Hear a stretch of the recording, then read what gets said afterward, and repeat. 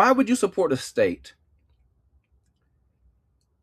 that supports the idea that no matter how many wars you fought in, no matter how many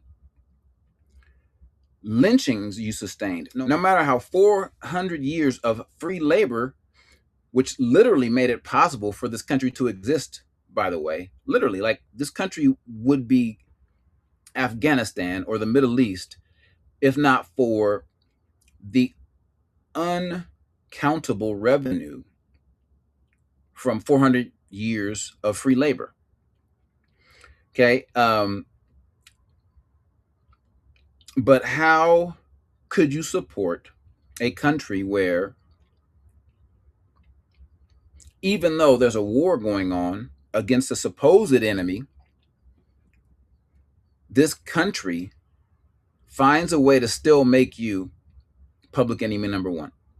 Why would you support that? Scholarship athletes in these states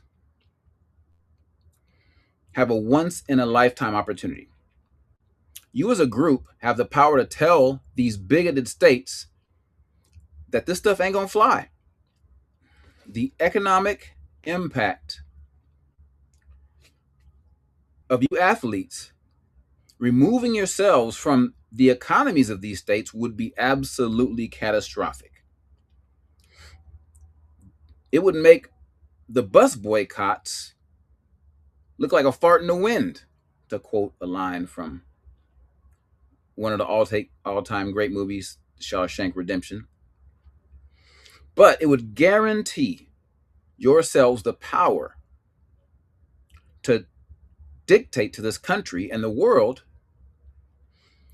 that making war on your own citizens,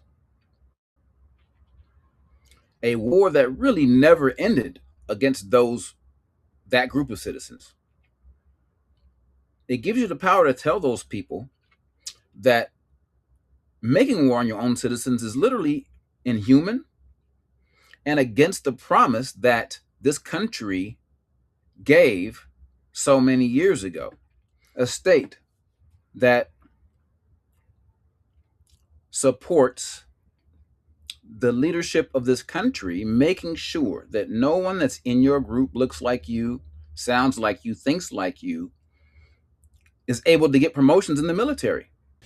Well, today, the New York Times is out with explosive new reporting that gives a little insight into the decisions being made at the Pentagon. The Times reports that this month, Secretary of Defense Pete Hegseth is, quote, unilaterally blocking the promotion of 4 Army officers to be one-star generals, something it's not even clear he has the legal authority to do. It's really, really irregular. The Times explained that 2 of the officers targeted by Hegseth are black and 2 are women. They all had, quote, decades-long records of exemplary service, but Hegseth removed them from a promotion list that consists of about 36 officers, most of whom are white men.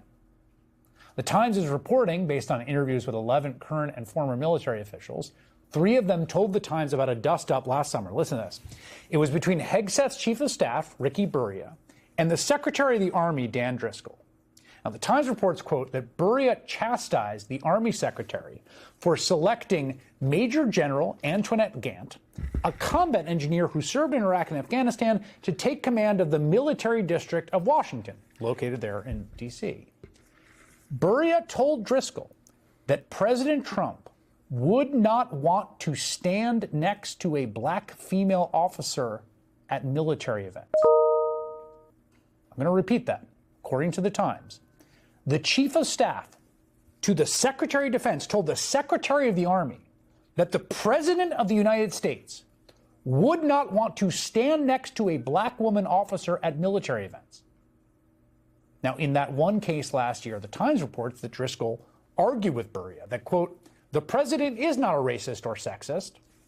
Let you be the judge of that. But General Grant did ultimately get the promotion. The same right now cannot be said for the other 4 this month. Why would you support that?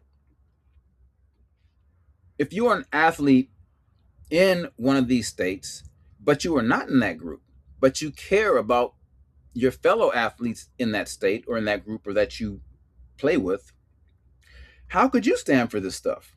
How could you support this stuff? You guys have an opportunity to make a change that would last for the eternity of humankind.